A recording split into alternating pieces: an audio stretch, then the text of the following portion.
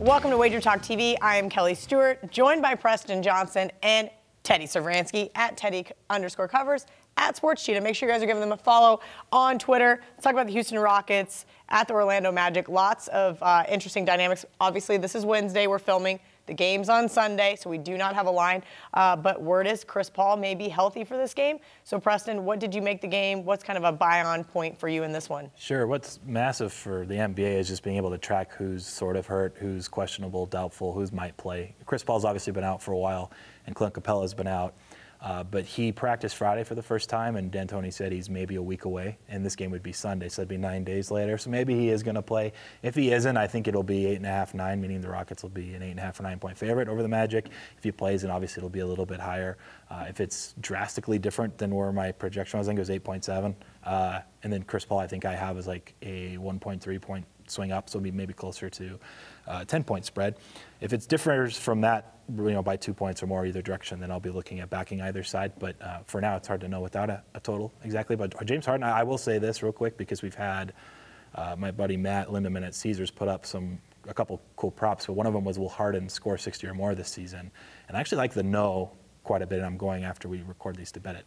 But he's kind of fallen off. You saw it against the Sixers, and they're so high variance, they're tough to bet on in general anyways sometimes because they shoot so many threes, and they can lose by 30 to the Sixers like we just saw, or lose to the Lakers, and I guess they ended up coming back and winning in overtime, but they have these weird swings because they shoot so many threes. So Harden's kind of dying off. You see him, as soon as he passes it off, he just stands there 30 feet away. I think the stat now is almost 3 full games where he has not been assisted for. He either is isolation, and he scores all of his points, and he's scoring at a ridiculous rate, but they're all just him. He's doing so much work, and so when Chris Paul does come back, the usage will go down for Harden, and we'll see how things adjust from there. But I mean, for now, I think it's tough to back the Rockets in general because I do think Harden's feeling it after this little run he's been on for a month, and so I'd be a little worried backing Houston in general just for the time being.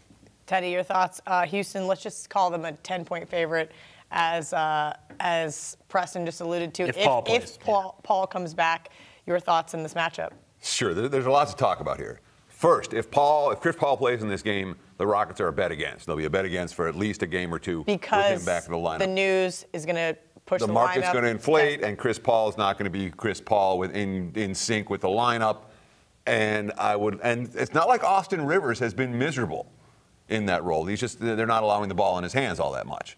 The guy who's been miserable has been Nene, trying to take care of Capella, and they just solved that problem getting Kenneth Faried. That's an impact signing for the Houston Rockets. Faried's an energy guy. He's going to give them rebounding that they need. He's going to give them shot blocking that they need. And you talk about one guy that doesn't affect the point spread that just made Houston a lot better. Kenneth Faried, big time. So I've been betting against the Rockets. I'm not necessarily looking at that for this ballgame. All that being said, Orlando, you talk about a team that has second half point spread potential. The Magic have that. This has been an underachieving team in the first half. There was a great quote the other night before they went to Atlanta saying, now's our time. If we're going to get it together, I think it was Vujovic, maybe it was Aaron Gordon. One of the guys was saying, a pretty strong bet on quote for that ball game. They went out and they kicked the Hawks' ass in that contest, and maybe that's a little bit of a buy sign on a Magic team that has really underachieved both straight up and against the spread to their talent level.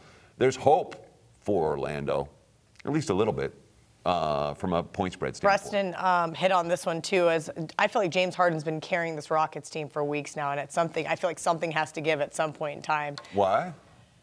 I just don't know. I mean, I feel like there's evidence of it happening in the playoffs. How can you keep relying on Harden to put up 40 points a game, 35 points a game? I mean, he is playing out of his mind. I just don't know how long that level can last. The last two playoffs against the Spurs, they were up. Was it at least 2-1, maybe even 3-1 against San Antonio? And Harden just died off. It's too much. Last year against the Warriors, he was shooting.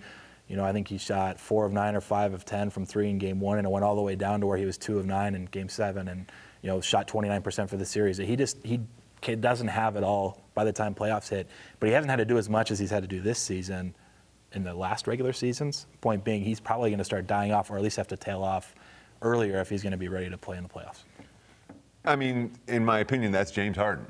That's Mike D'Antoni and James Harden, two guys who have never won the big ones at any stage in their career. All right, great stuff from both guys. Tuesday is always $2 Tuesday, and you get the hottest handicapper at WagerTalk's best bet for just $2.